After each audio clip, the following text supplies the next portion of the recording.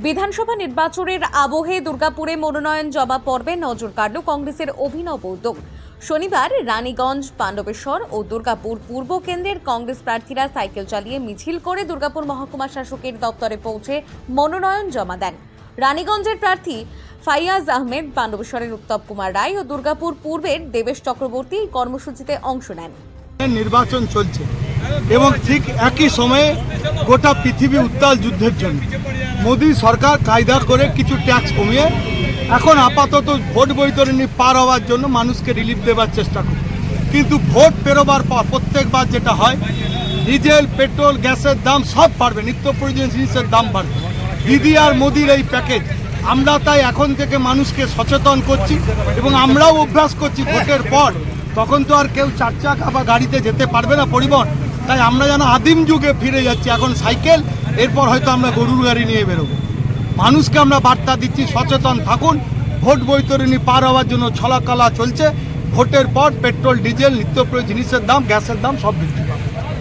প্রার্থীদের দাবি, এই সাইকেল যাত্রার মাধ্যমে সাধারণ মানুষের কাছে পৌঁছে দেওয়া হয়েছে মূল্যবৃদ্ধি ও ভোট পরবর্তী বাস্তব পরিস্থিতির বার্তা। অন্যদিকে দুর্গাপুর পশ্চিম কেন্দ্রের কংগ্রেস প্রার্থী তরুণ রায় সংবিধান হাতে মিছিল করে মনোনয়ন জমা দেন, যা এই কর্মসূচিকে আরও তাৎপর্যপূর্ণ করে তোলে। ভূমিপুত্র আমাদের জায়গায় দুর্গাপুর তৈরি হয়েছে। ডক্টর বিধানচন্দ্র রায়, আনন্দ গোপাল মুখোপাধ্যায়, লাবণ্য গোপাল ঘটক, এদের অবদান কি? এদের সম্বন্ধে বলে আমি সময় নষ্ট করব? মানুষ ভালো বুঝবে, মানুষ চুজ করবে কে দুর্গাপুরকে বাঁচাতে পারবে।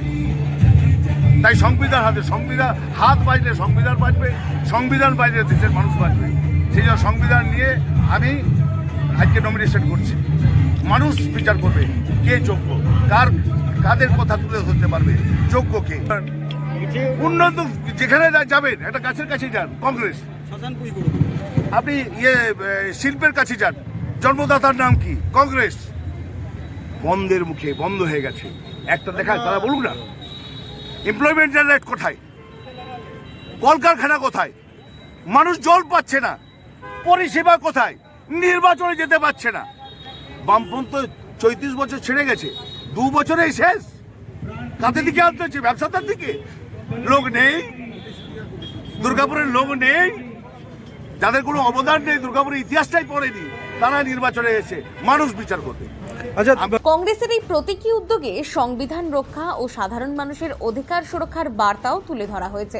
মনোনয়ন জমা পর্বকে কেন্দ্র করে এমন অভিনব প্রচার ইতিমধ্যেই রাজনৈতিক মহলে আলোচনা তৈরি করেছে।